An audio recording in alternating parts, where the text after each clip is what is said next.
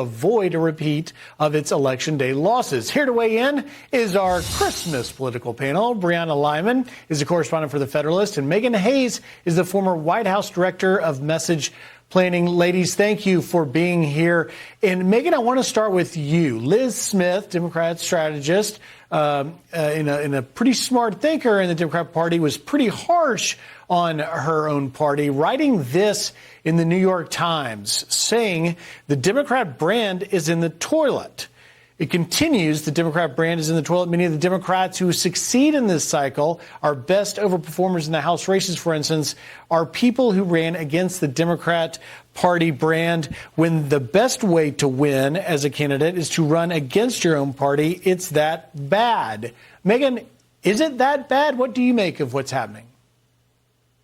Yeah, I think that Liz and those folks are onto something. I do think that the Democrats are going to have to find a little bit more of an identity back to where we used to be, a party for the working class. I think that the country told us this election that they are more moderate than the Democrats are, and the way the party is moving. So I think that if Democrats want to win or want to win in the midterms or in 2028, they are going to need to move more to the middle and be more of the party of the working class like we used to be several years back.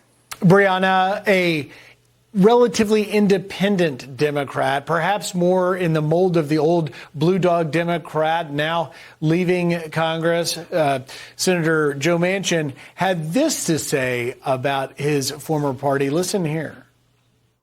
I am not a Democrat in the form of what the Democratic Party has turned itself into, the national brand. Absolutely not. The brand got so bad. The D brand has been so maligned from the standpoint of it's toxic. Brianna, toxic? Yeah, he's saying what most Democrats said throughout this election cycle is that they didn't leave the Democratic Party. The Democratic Party left them. And it feels as though the Democratic Party looked at the past few decades, they picked the worst policies you could imagine, and then they doubled down and they campaigned on them, right? They embraced this military-industrial complex. They brought on Liz Cheney, a warmonger.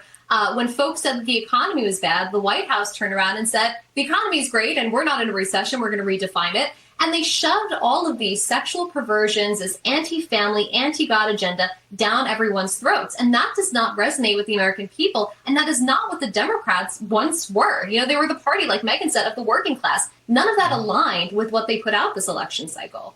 You know, Megan, Brianna has a great point. It's pretty clear that the Democrats failed to sort of read the room, if you will, to know where the American people were. But you are our perfect guest right now as a former Biden White House messaging planner. What should that message be now for Democrats as they approach the midterms?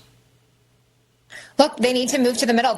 Democrats need to say, we care more about you and the cost of groceries than we care about some of these social issues. We can't protect these social issues that some of the far progressives believe in if we are not in power. You cannot win without being in the middle. So I think that the Democrats need to have a strong message of caring about the economy, caring about border security, caring about these issues that moderate Democrats believe in, and going back to being the party for the working class. That's always where the backbone of the Democratic Party was, and they need to return there or they will not win. Can they get there, though, Megan? Because you've seen the power of AOC, Pramila Jayapal, the progressive squad has really had more influence, I think you could arguably say, than progressives have ever had, than they just had in the last 4 years. I think that they can get there. I think that the Republicans are going to do some Democrats some favors here because they are also fractured here and they are also moving farther to the extreme right. So I do think that the Republican Party will do Democrats some favors here. But I do think that Democrats will have some opportunities to have some big wins, especially in the House, by compromising on some of the economic policies that are going to come out in the next 2 years. But they do have an opportunity here to work with Republicans and get some moderate economic policies passed. I've got to leave it there, but quickly, Brianna, do you agree? Will they be compromised?